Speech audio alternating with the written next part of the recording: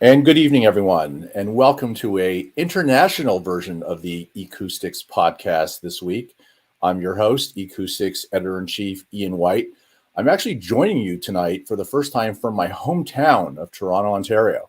I'm home for family reasons, and we had a great event planned for this evening, and it just kind of worked out that I was going to be in Canada this particular week.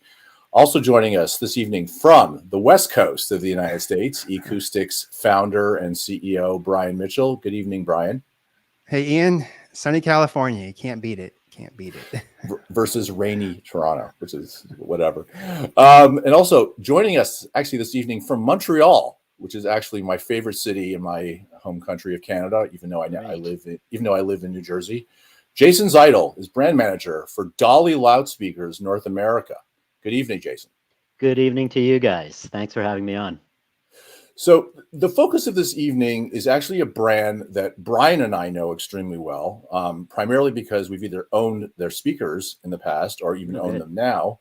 But most, I would say that most European audiophiles are very familiar with Dolly. I don't think it would be incorrect to say that Dolly's sort of name brand recognition in the UK, Germany, France, it's the home country of Denmark, is pretty strong. But the North American presence over the years has kind of come and go in waves. And I think now that the distribution of Dolly in North America is being handled by our friends at Lenbrook, who basically they do own and manufacture NAD, Blue Sound, and PSB loudspeakers. I think that gives actually Dolly an excellent footing in North America. But before we get into what Dolly is doing in North America, I'm wondering if you could actually give our audience a bit of history about Dolly, because quite frankly, I think a lot of North American audiophiles don't know it. You're probably absolutely right. I think you summed it up very well. It really was a question of distribution. North America is not an easy nut to crack, and it took them a little while to do it. But now that they're on board with Lenbrook, I'm very confident that it'll become a household name right across the continent. So history, it's a really good, colorful history. One of my favorite things about it is that it wasn't born out of a brilliant engineer's concept of a new technology or a board looking to capitalize on a hole in a marketplace. It was born out of a need at retail. And if anyone's worked in retail, you know what you face, and that really gives you a finger on the pulse of things. So it really started at a place called Hi-Fi Kluben back in the early 80s, where a gentleman was selling Denon and NAD electronics, mostly with, oddly enough, Cerwin-Vega loudspeakers. Interesting combination. Okay. Isn't that an interesting combination? And Cerwin-Vega is very tied, surprisingly, to DALI's history. So we all know and love Cerwin-Vega, big, hard-hitting brand. And very American flavor. But, over in Denmark, there was a need for something else, something that might have a smaller footprint, something that was a little bit more efficient to pair well with Denon and NAD. And the retailer, a gentleman named Peter Lingdorf, recognized this and started building DALI as a house brand and was building it under the NAD brand name. And he did that for a couple of years, till success sort of went well beyond what he expected, and decided to spin it off to DALI in the hopes of being able to expand it beyond Denmark. Now, the European market is obviously very different than what we have in North America. I mean, just a little bit. A couple of things come to mind right away. European homes and apartments tend to be smaller. So there's definitely an emphasis on products that are more space saving.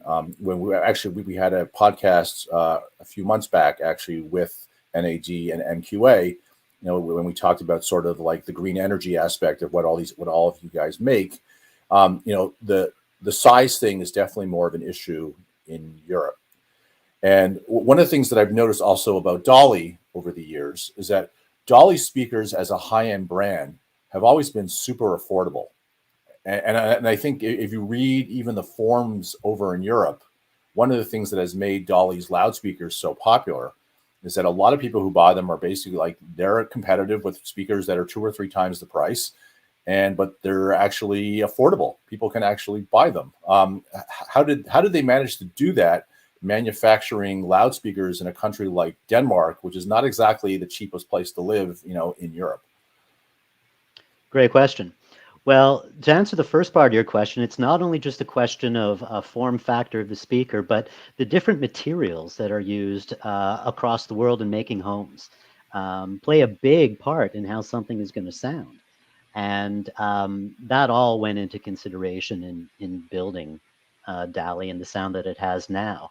And over the years, DALI has moved absolutely every aspect of production in-house. And this goes right down to the screws themselves. If you take a close look on the screws holding the drivers in place, you'll see DALI imprinted in them. They go right down to the screws. Small little details about how a worker will take it out of the box of screws and put it in and how it bites the wood, those small little details.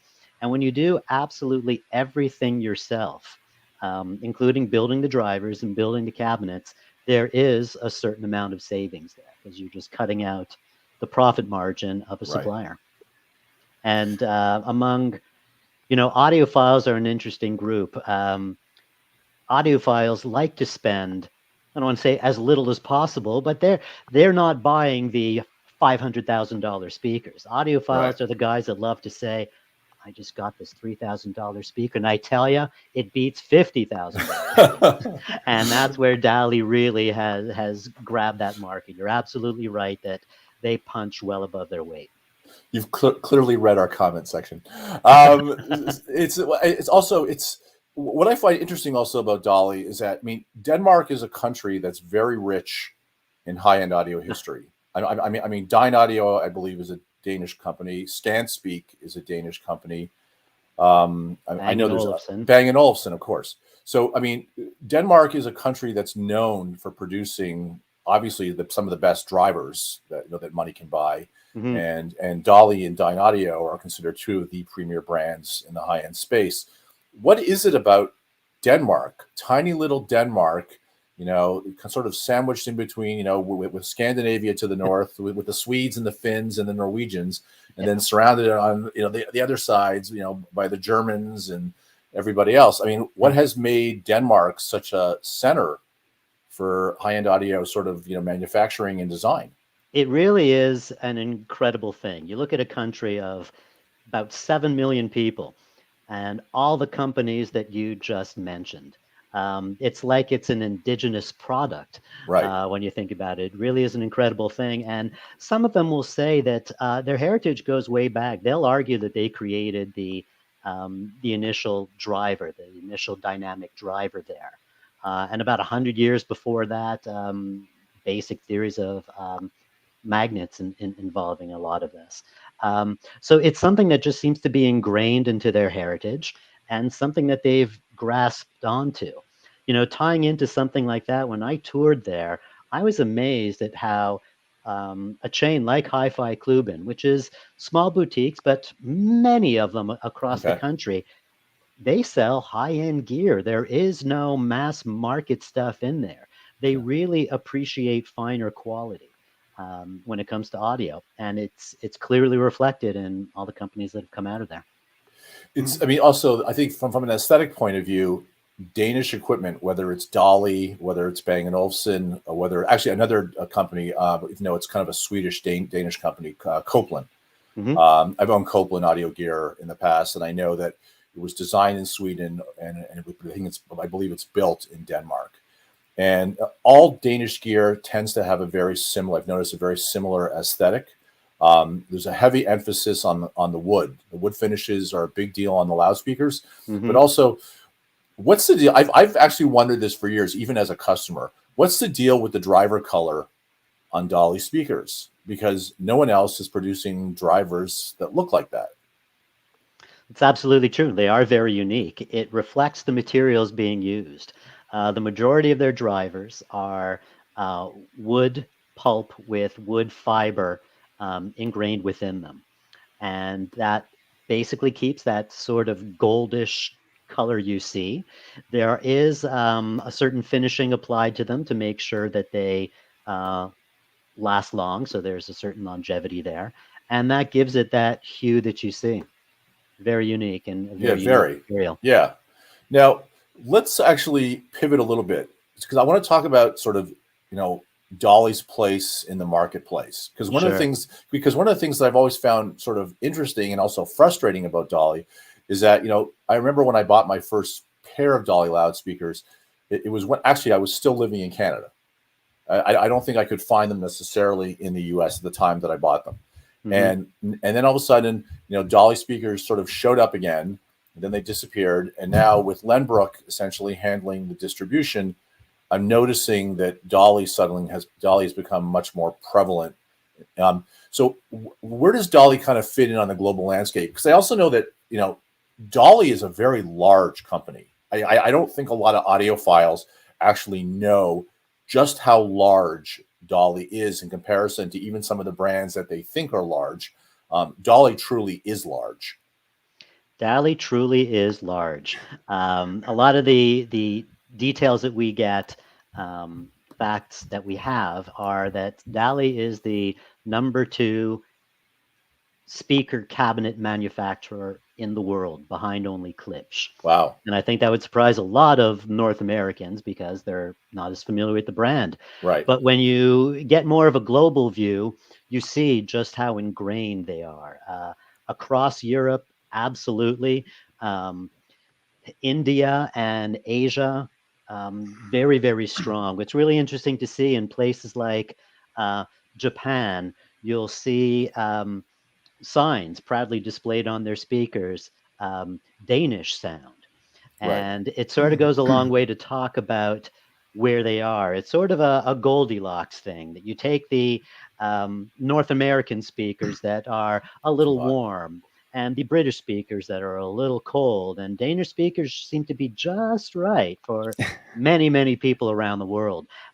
So it has really carved out quite a niche in that category, and very, very strong worldwide. North America, we are doing a great job in introducing it. It is becoming more and more known and getting time with gentlemen like you, and it's carving out the same niche here.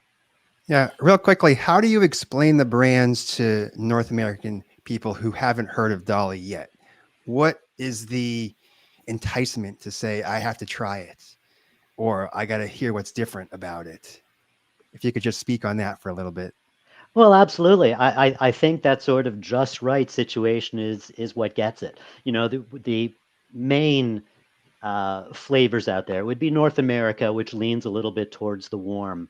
But some people might find that just lacks a little bit of detail, whereas a lot of British companies, maybe a little hot on the high end.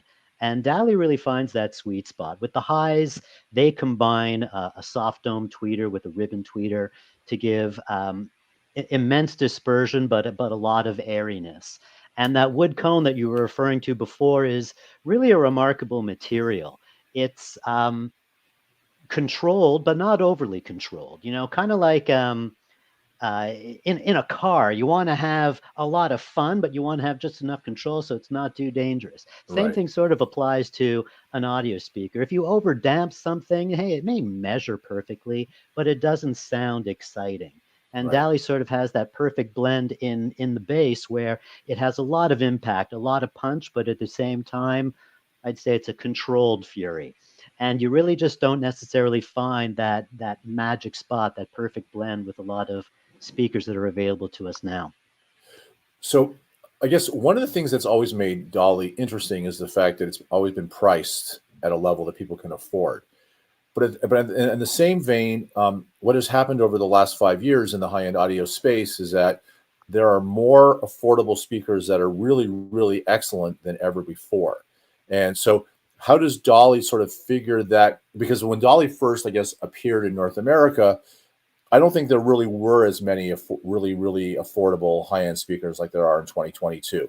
And like even a brand like PSB, I mean, PSB's speakers have never really been, by traditional audiophile standards, really, really expensive. I mean, I think that also reflects a certain Canadian I guess, mentality to a degree. I mean, I know Paul Barton very well, and I know he's always been obsessed with producing the best possible speaker, at a price that people can afford. And I think, Dolly has always kind of on its end shared that sort of same ethos. Like I've never really looked at Dolly and said, oh, that their speakers are unaffordable. It's always like, what's the most expensive Dolly speaker that I could possibly afford, because there's so many. So how are you, as the North American brand manager, going to approach a market now that has so many affordable high-end speakers? Interesting question. Well, I think exactly as you say, they do offer a remarkable amount of bang for the buck, and that is made possible by manufacturing everything themselves. In their highest end series, Epicon, I'll almost say it's easier to build a higher end speaker because you're not so worried about budget constraints. Right. So when you can start with a project like that, something like Epicon, where you can throw a lot of technology at it and perfect an incredible speaker category in let's say $5,000 to $20,000 range, you learn a lot. And when you do it all yourself, you then figure out how to trickle down that technology. And that allows you to bring remarkable technology from a $20,000 price point all the way down to their Oberon series, which will range from, $7,000 to $3,000 or $4,000. You can really, really convey that technology in a piece of DALI all the way through. The other thing that I really like that they do is DALI is very true to their heritage. DALI stands for Danish Audiophile Loudspeaker Industries, and Danish is that first word. Right. You take a look at something like the Oberon series, where a variety of real interesting finishes are available. Now, they may not be the most popular finishes, black still rules more than anything. But I love that they lean into their Danish heritage. Yeah. You have these remarkably European colors and finishes, and even down to the grills with the different material. Right. And I think that really sets them apart and allows them to differentiate from a lot of others in the market. Now, I want to segue off your really, really salient point, your last one. So I recently reviewed the Dolly Catch G2 wireless speaker. Love my Catch. Yeah, and I have to say, I mean, even though we really don't do awards at eCoustics, if we were to do, like, if I as editor-in-chief was to say, well, what do I think was the best wireless speaker of 2022, this wins in a heartbeat. And I'm curious, because when I took this out of the box for the first time, I was stunned at a couple of things, because it is a very affordable, by high-end standards, it is a very affordable loudspeaker. And even in the wireless world, when you're competing against Blue Sound and Bang & Olufsen and JBL and Klipsch, this is a brick. I was actually shocked at first. That I actually wrote the marketing people at Lembrook to make sure that I had the price right, because I mean this is a metal box. And the grills, as you just mentioned, the grills are beautifully finished. And because usually a lot of companies will cheap out on that. Like they won't go the extra mile and spend the extra dollars. And just the way that the industrial, because the industrial design part for me is a very important thing. And just the way that this has been designed, the way that they have sort of like the handle, so you can essentially carry it if you want. The way that the controls are so well designed. I know it's hard to see on camera, but the way that the controls are sort of perfectly designed, the way that they're all flush, with the actual chassis. And I mean, aside from the fact, I mean, you can read the review and you can also watch my video review. The sound quality of this is so far and above what I have heard from other wireless or Bluetooth speakers to date, that I'll be honest, I was a little like kind of befuddled, because I'm thinking to myself, no, because if you make everything in-house and all of this driver technology is in-house, and the level of fit, and that's the other thing, the level of fit and finish on this from a manufacturing point of view is almost flawless. And there are products that I won't name that we've reviewed in the last 6 months that are 10 times the price of this speaker that aren't finished as well. And so I'm curious, just how, I mean, obviously by controlling everything in-house, Dolly has the ability to essentially, do the sort of the quality control on every last thing. And as you said, they go as far as the screws have the brand name basically engraved in them. But how does Dolly make something like this at this price point that is so like? I mean, it really. I mean, someone actually saw me carrying this, and they asked me at first if it was a Bang & Olufsen speaker because of the fact that it looked like I guess there's another Bang & Olufsen speaker in the marketplace that kind of looks like this. And I showed them the side, and they said, "Ooh, Dolly, what's that?" And I explained that it was essentially a Danish brand, and I explained how it was now available through Lenbrook in the U.S. and in Canada. And the person actually picked it up, and they looked at me, and they're like, "Wow!" They're like that feels like a really expensive product. So I'm just curious, and I think this applies to all the Dolly speakers because I've owned Dolly speakers in the past.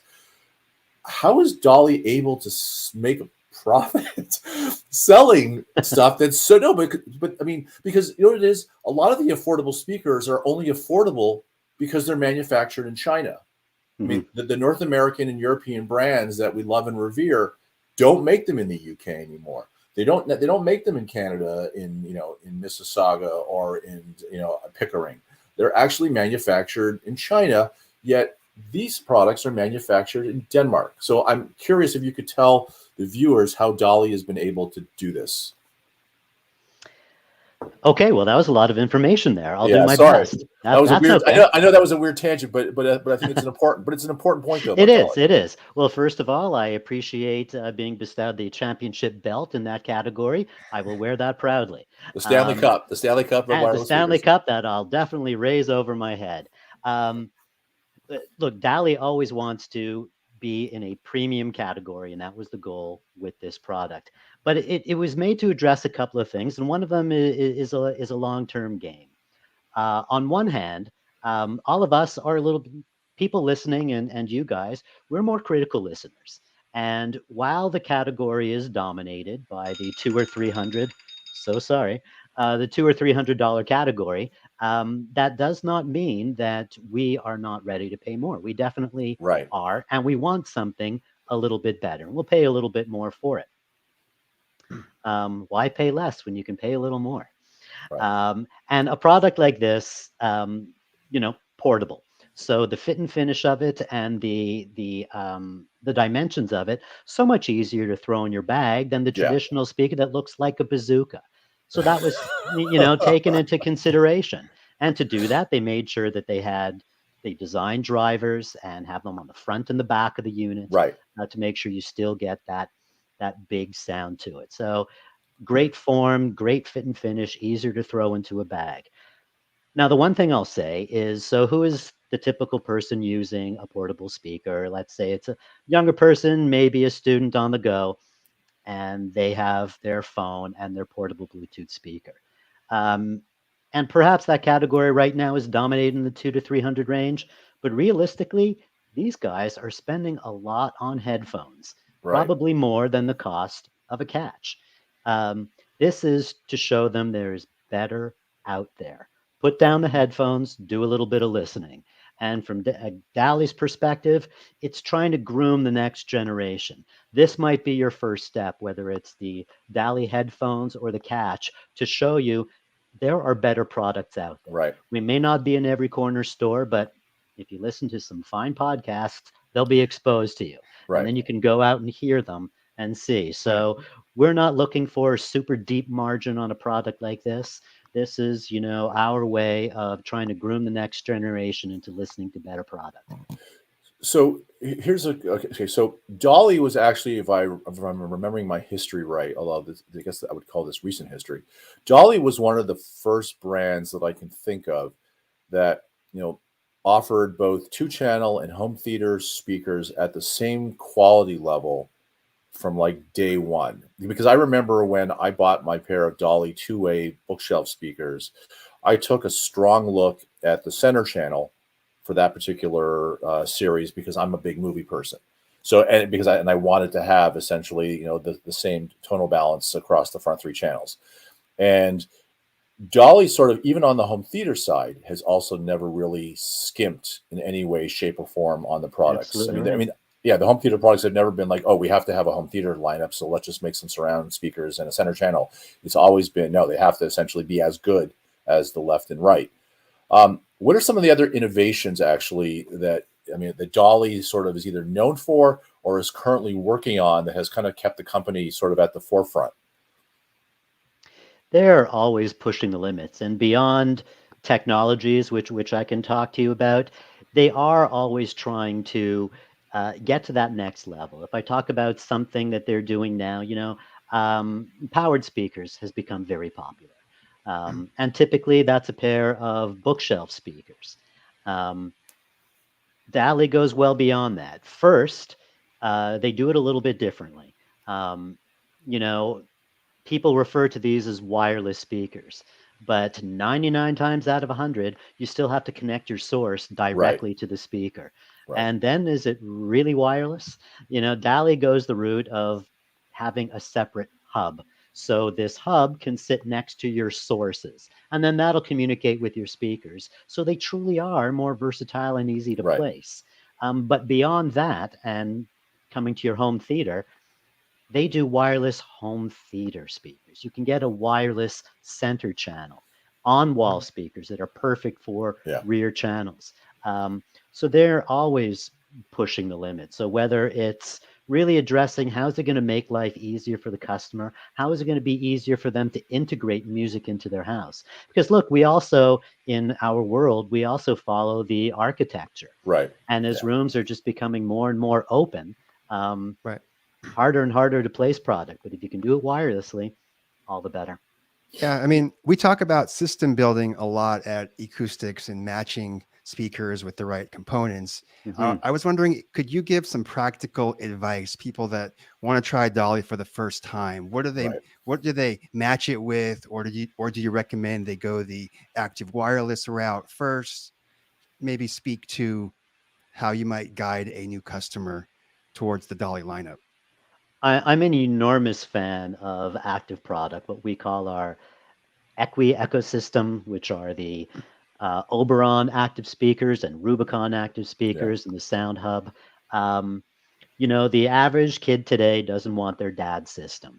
And much like the catch grooms the next generation, this does as well.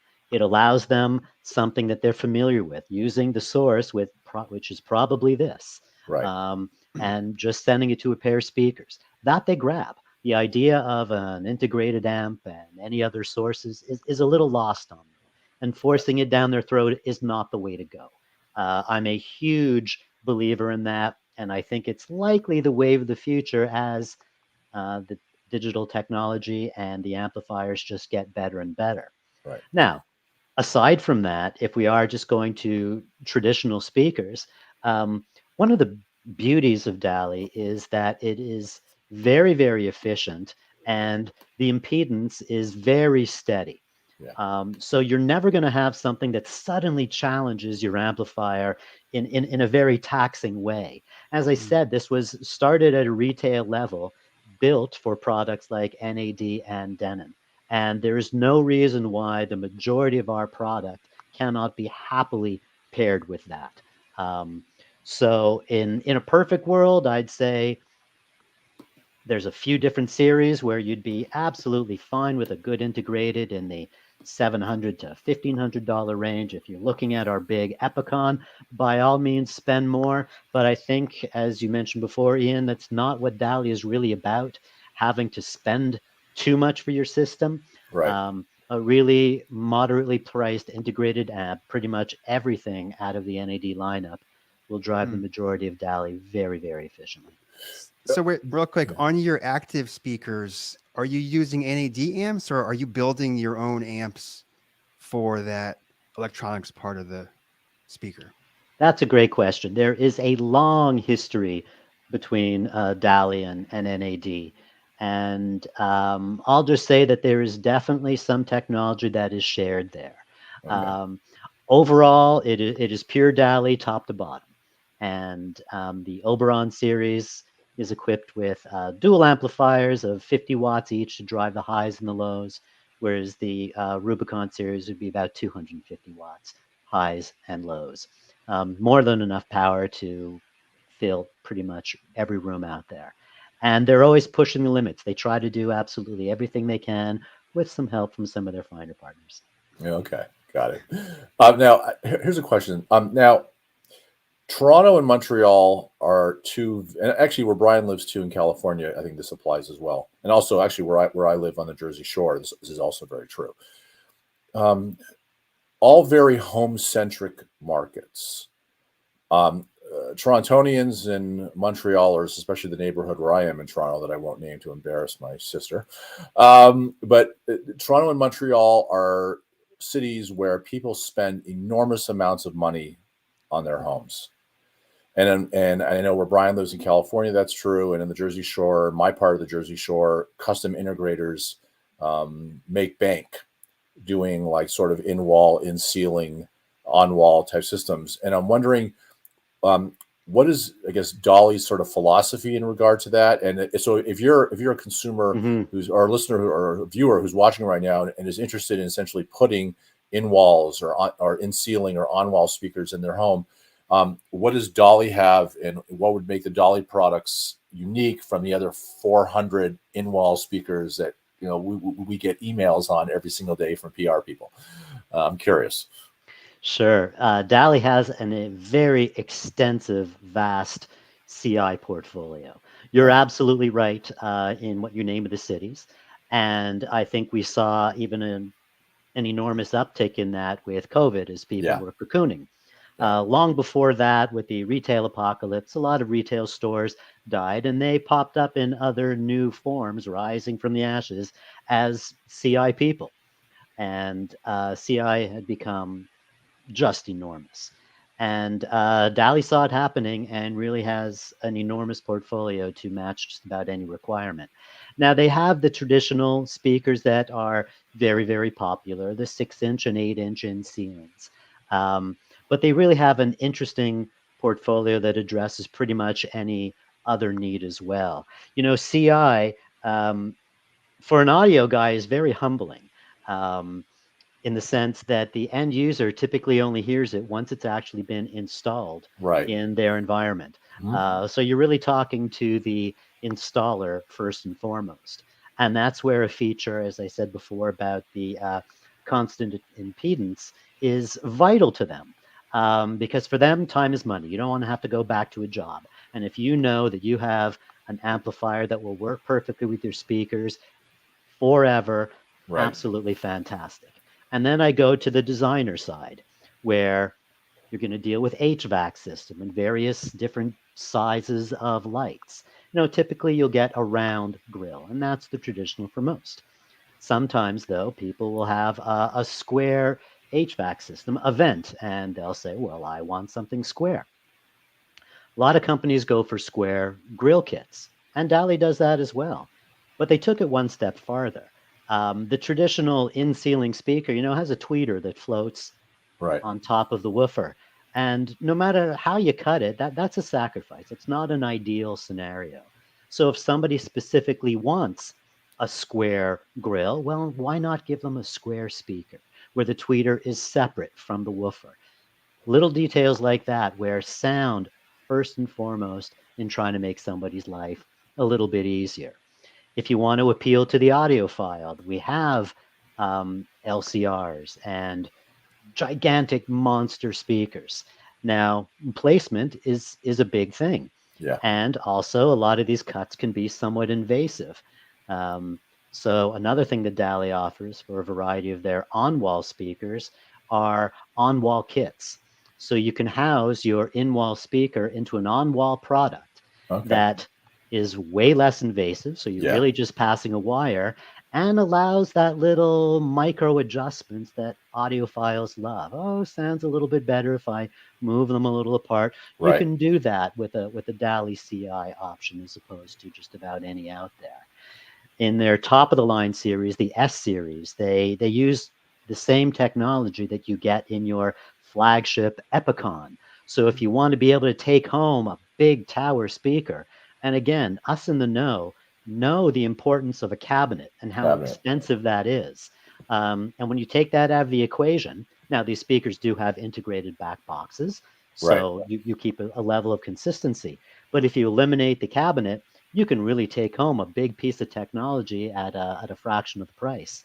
Right. And DALI offers that in their big S series. So they cut no costs, and they are very, very in tune with the CI market.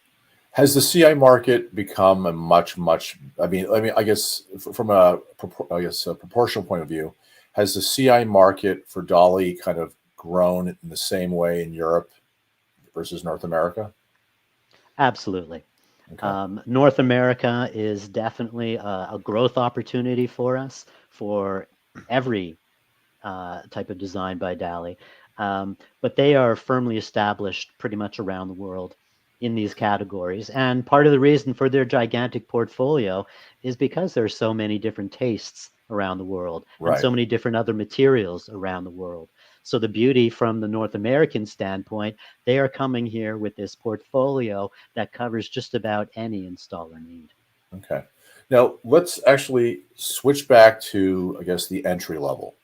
And the reason why I say that is that a lot of our readers tend to be on the younger side.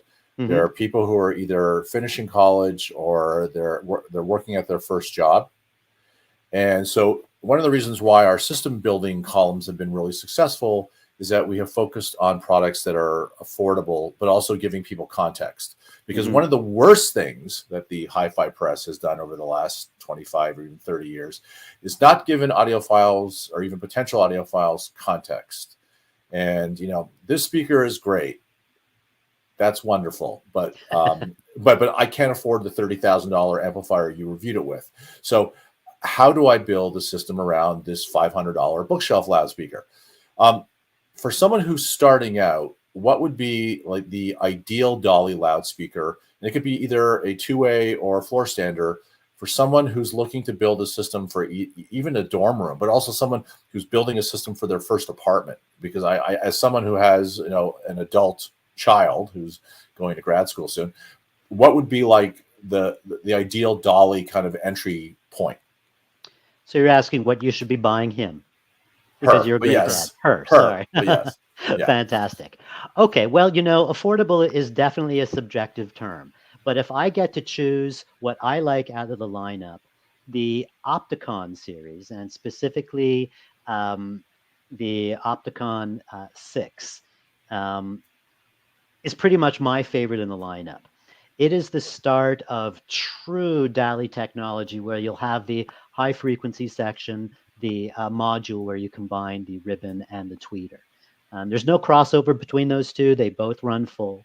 They blend perfectly smoothly. And that really, I think, is the start of the true taste of DALI technology and giving just a true feel of audiophile performance at a very, very affordable range, you know, in that $3,000 to $4,000 kind of range.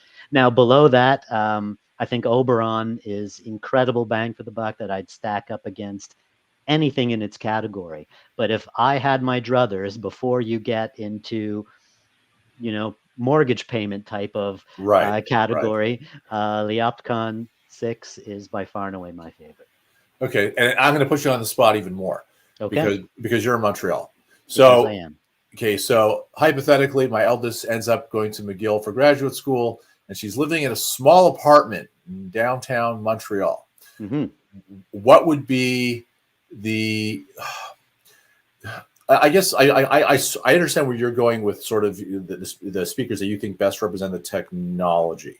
But see, for us, our focus has always been, how do I convince the 25-year-old who's first starting that they actually want to buy a real high-end audio loudspeaker as opposed, and I'm going to say as opposed to a Sonos, because that's essentially what we're competing against. And it's, you know, for me, it's easy to kind of look at the Opticon 6 and say, oh yeah, that makes sense. But, you know, for someone who's 25 and in graduate school, what makes more sense for her or him? Okay, fair question. As I say, you know, affordable is subjective, but if you want to give me a category specific like that and someone as a target market like that, I'm all for it. That's where I'd probably give you two really cool options. As I said, I'm a really big believer in our Equi ecosystem.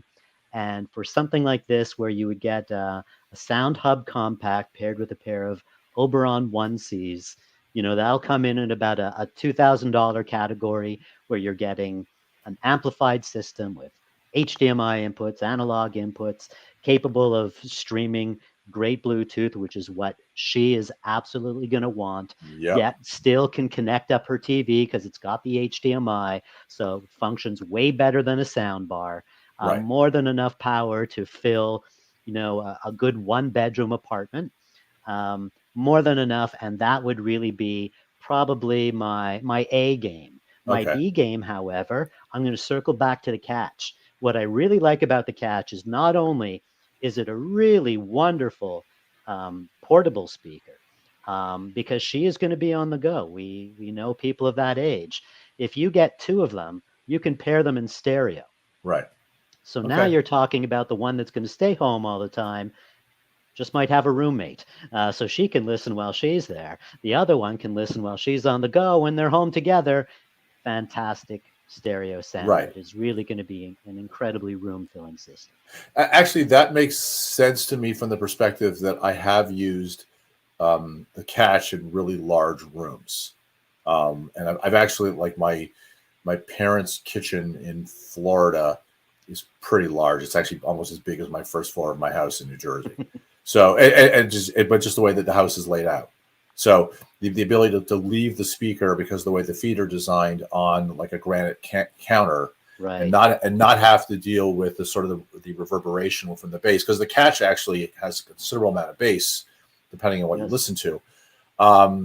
Actually, but I do have a question. So if I was to connect, for example, like, because my eldest is a vinyl file in a big way. So if she was to connect her phono stage to one of the speakers in the input using like a 3.5 to the actual connection on the back of the Catch, so it'll just wireless. So she only needs to do the one connection. She'd only need to do the one connection. Okay. Yeah. So see, I can see that being the more logical, and also from an aesthetic point of view, because there are different finishes available on the Catch. It's not just like the one that I have. I know that you make multiple. I think what you have is the caramel white. Yes, yes, beautiful finish with yes, the it's beautiful complementary brown with the complementary brown leather. There's also a blue and a black, iron black and chili blue. So not a stark black, sort of a stealthy matte black, and I'd say the blue is a similar sort of matte finish as well. Do Europeans still buy black speakers? Like, you mentioned that earlier. You talked about how black is still the most popular, and like, I can't imagine living in Denmark. Far less. Like, I could never envision living in a home in Denmark and owning black speakers. Like, they would have to have like a light wood finish with like some type of accent, and they'd have to look very, very Danish. I couldn't imagine a pair of big black speakers in a home in Denmark. You're absolutely right. They definitely prefer the richness of a true wood veneer. Okay. North America by far is the largest consumer of black speakers. Doesn't say a lot about us, but but okay. So now on the audiophile unobtainium list, I know that Dolly has something very, very unique and very special that's being released at the end of this summer. Mm-hmm. And I'm wondering if you could give us a bit of a preview, because I know that our audience who are really into the super high-end, like top, essentially the best loudspeaker categories you can buy, I know Dolly has something coming out that's going to be quite crazy. You're absolutely right. It's called the Core. And this is our new heavyweight champion. This is about 5'6" and 280 pounds, and wow, just a big beast of a speaker. And much as you said before, with DALI just always punching well above its weight, it's going to give the big high-end esoteric speakers a real run for the money. Everything that we heard out of the Munich show was just how it is worth several times its price point. And DALI in the past has built a few speakers like this before, but never with the intention of really selling many of them. Right. They've put out a flagship before just to show what they can do. And as I said, you learn a lot from the process. This is one of the first really true stepping up to the plate with the intention of selling a product like this in a larger scale. Now, is this an active speaker or passive? This is a passive speaker. Okay. All right. So, I mean, so do you foresee this being sold with essentially like the top of the line NAD masters, or is this even on another That's level? a great question. I know in Munich, that's how they demoed it. And Okay. again, coming back to DALI, that, not super thirsty. It doesn't Right. necessarily demand the highest end electronics. Now, I'll also be the first to say, better the signal you put in, the more it will just sing. Right. Right. But those with good higher powered NAD will be able to drive it very nicely. And that's how they did demo it in Munich, and they will be selling it like that with a variety of their clients.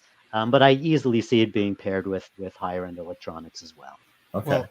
Well, other than being large, does it have different technology in it that isn't in any other Dolly speaker? Yes and no. It has all the DALI technology on steroids.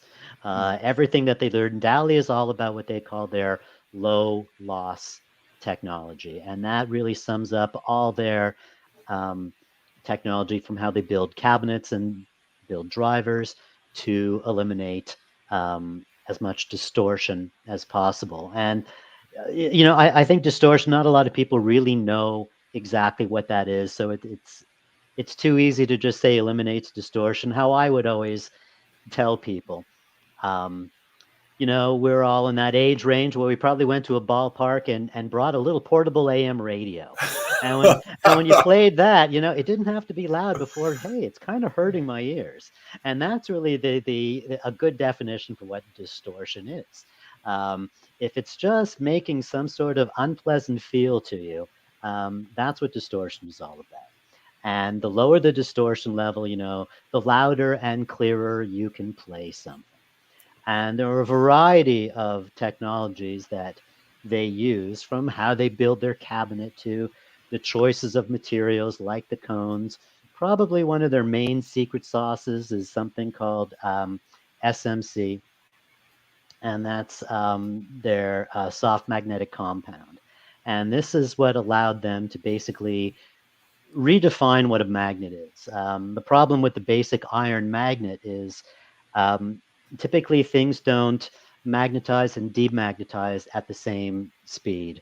And that causes all sorts of things called eddy currents and hysteresis.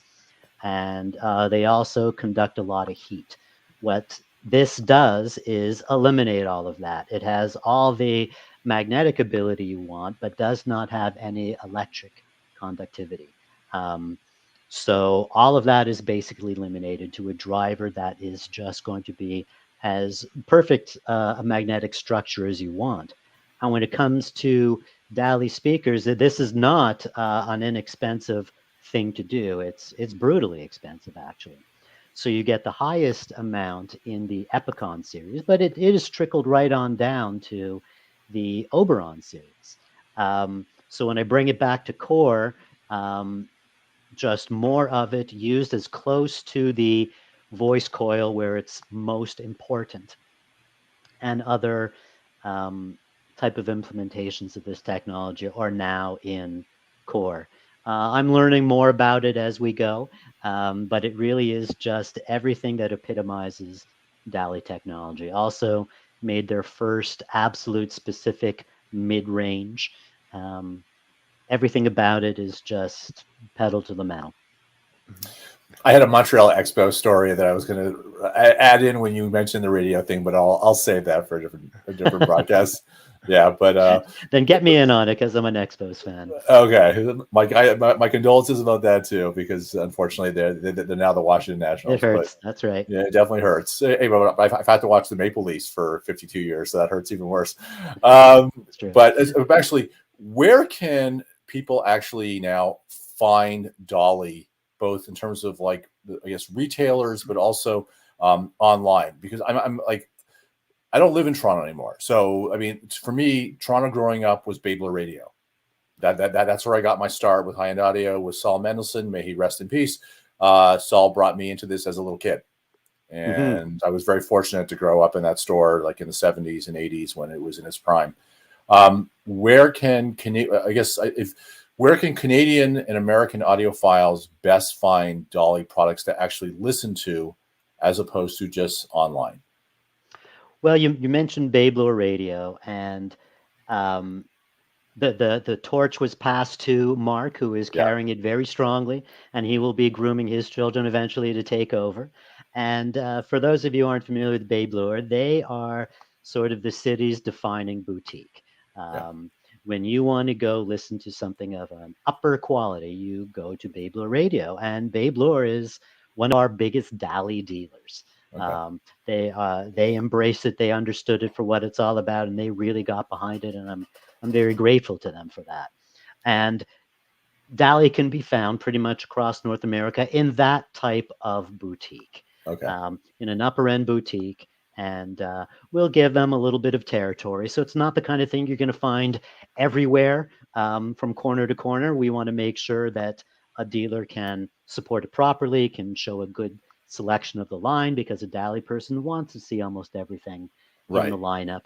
And we don't want it to be overly competitive where I'm going to go across the street and see what price he'll give me. We want to give everybody a good little territory. So you'll find a few in every key city.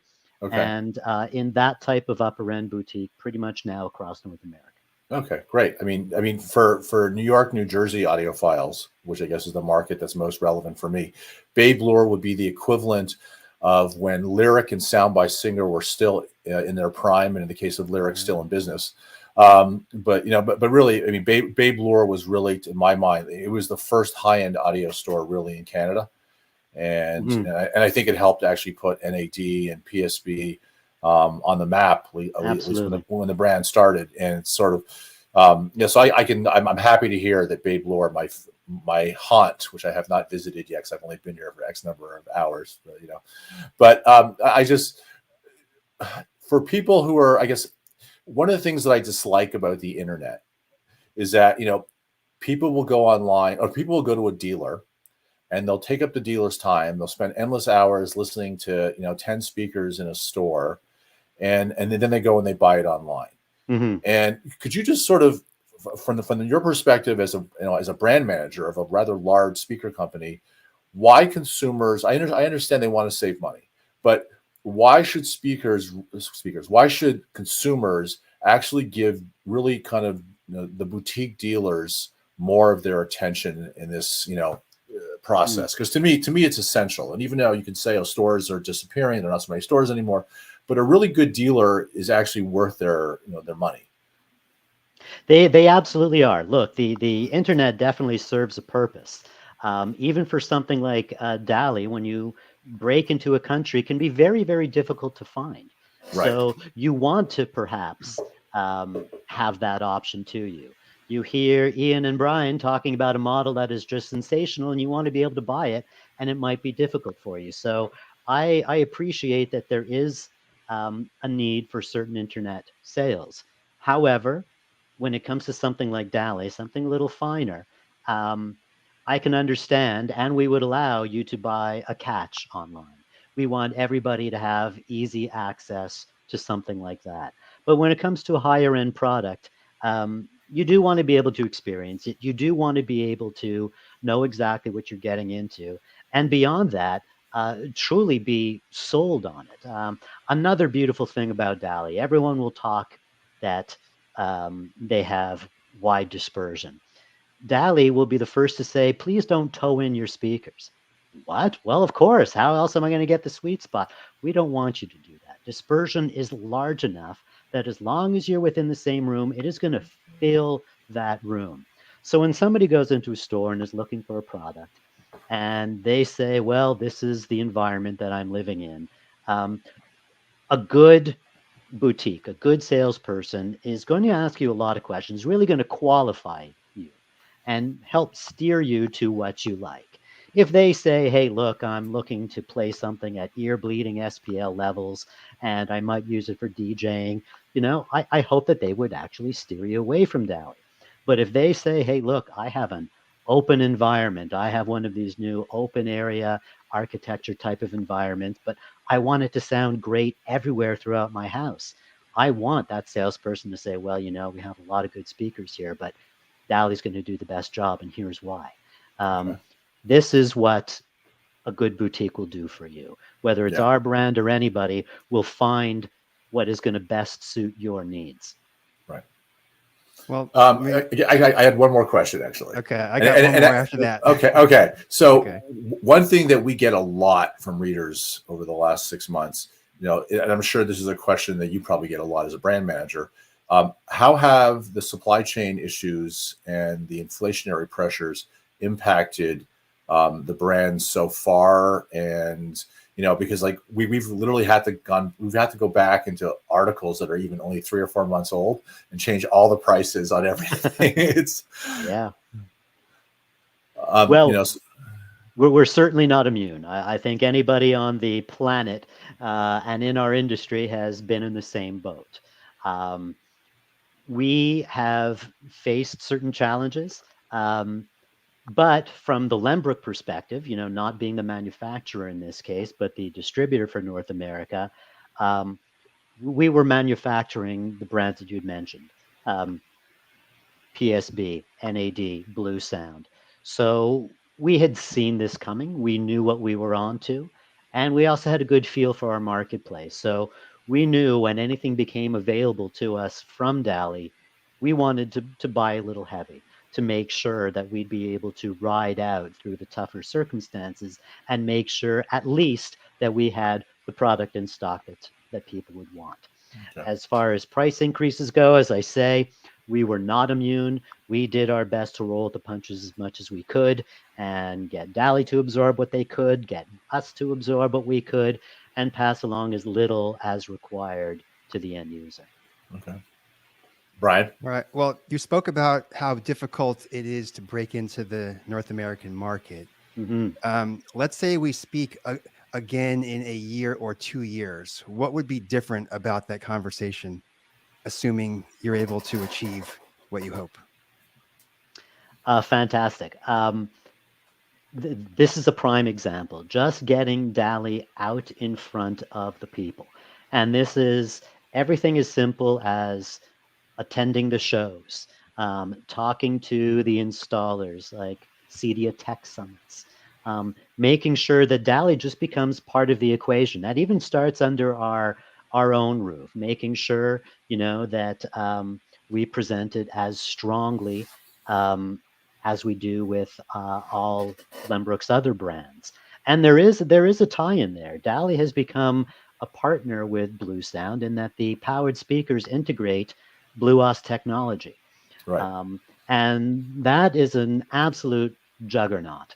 Yeah. So for the installer to be able to say that it can be part of that ecosystem, and you can see it right on the app, because as many in-ceiling speakers as might be done in a typical installation, you'll always have that one statement room, the one room where the guy wants a little bit of bragging rights. And that is prime location for a pair of the big Rubicon 8Cs. And that ties into the BlueOS ecosystem if they have the card installed into the Sound Hub. So it all becomes a part that really nicely unifies CI and the traditional world.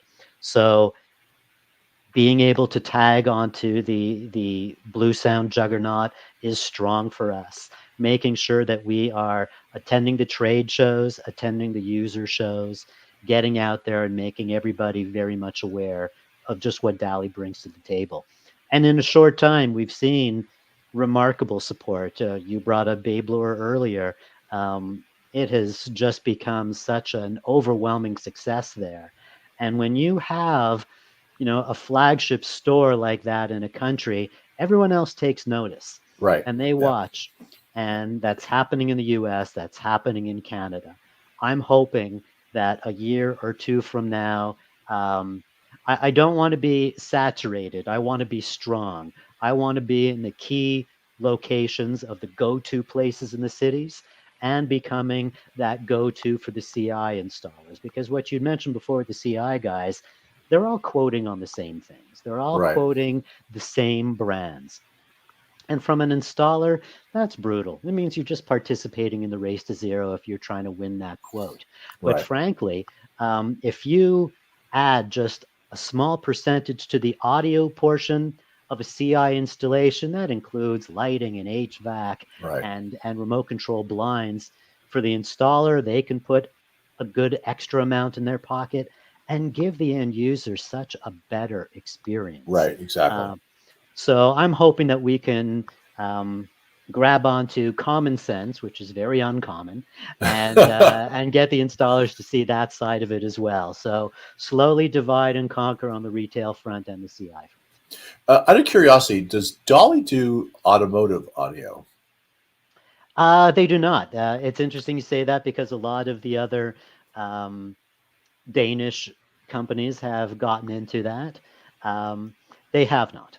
Okay, interesting. Because like we actually just had one of our editors actually in Italy last week, checking out a brand new luxury SUV with a very, very high end speakers, and it was to me, it's actually the last 3 years.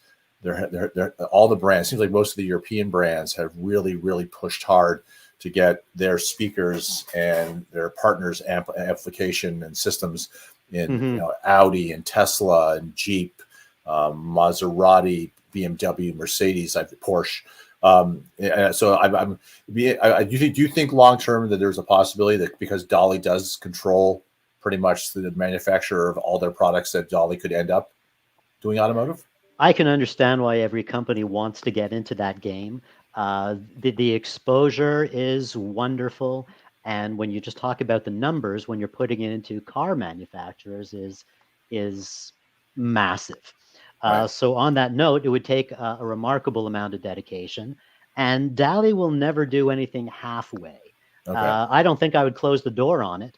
I think if they wanted to get into it, they would really prepare and make sure, again, that they can do everything themselves, so Right. they're not sacrificing anything to it. Okay. Actually, one thing that was I found, because Dolly also makes headphones. They do. And actually, I flew JetBlue back. Actually, I flew JetBlue to the show out in California where the eCoustics team was only 2 weeks ago, and everyone but me apparently got COVID. And I had it 3 times. Congratulations.